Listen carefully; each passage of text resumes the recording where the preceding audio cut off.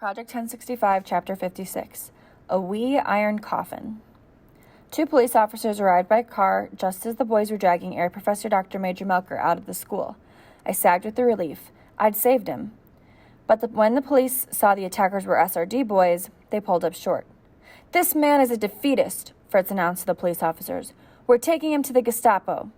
The police backed off and let the boys drag Melker away down the street. I couldn't believe what I was seeing. The police were adults. Didn't they see what was happening here? Wasn't somebody going to make children behave? Not today. The police were scared. You could see it in the looks they gave each other. Nervous glances that said, if we do or say anything, they'll come for us next. Idiots! Didn't anybody realize this was how Nazi Germany had gotten to be this way in the first place? I was about to say something. Stand up to the SRD bullies. Tell the police about Melker's son. Tell them how Fritz and the other boys were wrong. Break the spell of silence. But then I caught myself. If I said something, I might save Melker's life, but I would ruin everything else Simon and my parents had worked for. All our plans to smuggle Simon out with the blueprints. Even if Fritz didn't get me kicked out of the SRD, he would never invite me inside his house ever again. I would never get to the last page of the jet plans. Germany would win the war, crush the Allies, conquer the world. And what would I have done besides save Air Professor Dr. Major Melker's life? Again, I saw myself 4 years ago on the night of broken glass, but now I saw it through new eyes, the eyes of my parents. Saw the awful trade, one man's life against the fate of the entire world. My heart ached as if it were slowly eating me up from the inside. Sometimes we have to sacrifice good people to win a war, Simon had told me. Sometimes you do what you have to do, even if doing it means doing something wrong. Melker's watery, desperate eyes found mine, and in that moment I knew. I knew that deep down he really hated the Nazis, and that he'd been faking his loyalty to them all this time, and that he knew I had been too. Melker's eyes begged me to say something, to speak up for him, to save him. Instead, I said nothing.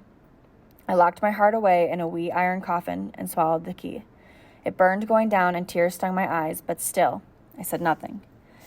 Air Professor Dr. Major Melker closed his eyes and wept, but he didn't give me away. He understood, because to his own shame, he'd been silent too. I followed the boys to the Gestapo headquarters where they dumped the broken, blubbering body of Air Professor Dr. Major Melker on the floor in front of the SS officer on duty.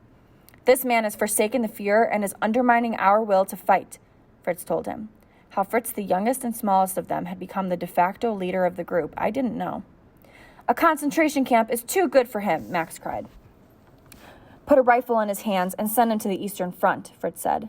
"Maybe then he'll appreciate what he did to sabotage support for our soldiers while he's safe and warm back in Berlin." There were indignant nods of agreement all around. The SS officer called for men to come and take Air Professor Dr. Major Melker away. "We'll take care of him," the SS man said. My heart banged against the door of the little box where I'd locked it away, but I didn't let it out. Nobody deserved what was about to happen to Melker, but I couldn't stop it. Not if I wanted to get the jet plans.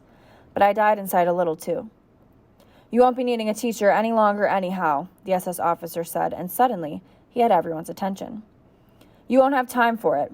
All Luftwaffe ground specialists have been redeployed to active fighting, which means more duties will fall to the Hitler Youth here at home.